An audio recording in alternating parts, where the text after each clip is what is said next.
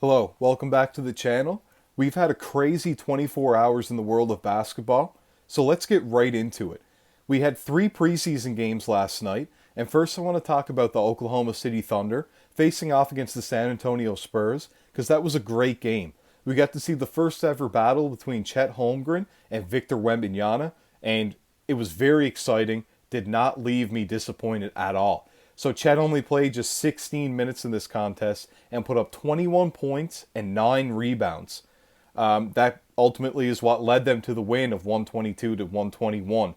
I was worried about Chet coming in this season as he missed his entire rookie season with a foot injury, but looked great in this game. He looked solid on defense, but more importantly, he looked really great and impressed me on the offensive end of things in this game.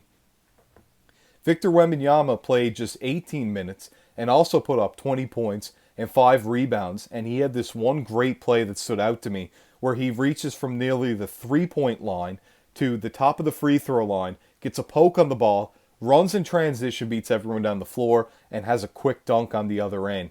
Great from both of them. I can't wait to see them battle this season for Rookie of the Year, as they are both eligible where Chet missed last season.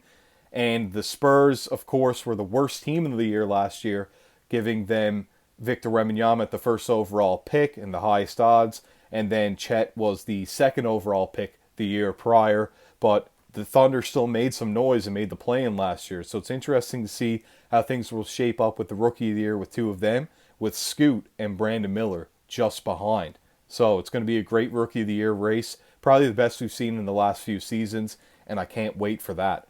Next, we had the Knicks facing the Celtics. The Knicks won at a score of 114 to 107. The Knicks played all 5 starters in this game, whereas the Celtics rested their starters. They did have Peyton Pritchard out there, who put up 21 points once again. Back-to-back great games after hitting the game winner over the 76ers the game before. And Delano Banton, who's a G League regular, put up 20 points in this game for the Celtics. So great performance for him, and quickly led the way for the Knicks with 21 points, tying Peyton Pritchard for the game high. Great game there. We also had the Nets playing the Lakers. The Lakers won at a score of 129 to 126 in this game. Cam Thomas led the way of all scorers with 26 points in just 22 minutes, an absolute bucket, of course. And then we had on the Lakers side, Rui Hachimura and Austin Reeves led the way. Hachimura with 19 points, Reeves with 18.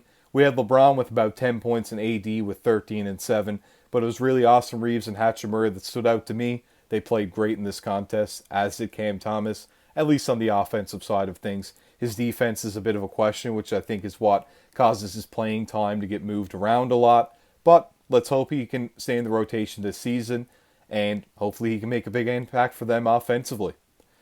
We then, of course, had some sad news. It wasn't all great there yesterday and today in the NBA. We had Mike Malone's father, Brendan Malone, pass at the age of 81. Brendan Malone was an NBA and NCAA head and assistant coach, and is most notably known for being the first ever coach of the Toronto Raptors in the 1995 to 96 season. So rest in peace to a great.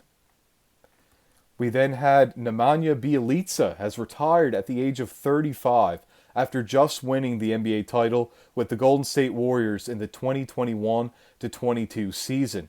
Nemanja, of course, had his best season with the Sacramento Kings in 2019 to 20, where he put up about 15 points a game on 48% from the field, 42 from 3, and 82 from the free throw line. He also had, if you like advanced stats, a 15.7 PER, a 60% true shooting, 5.3 win shares for the team, and had a 1.9 VORP, which is value over the replacement player.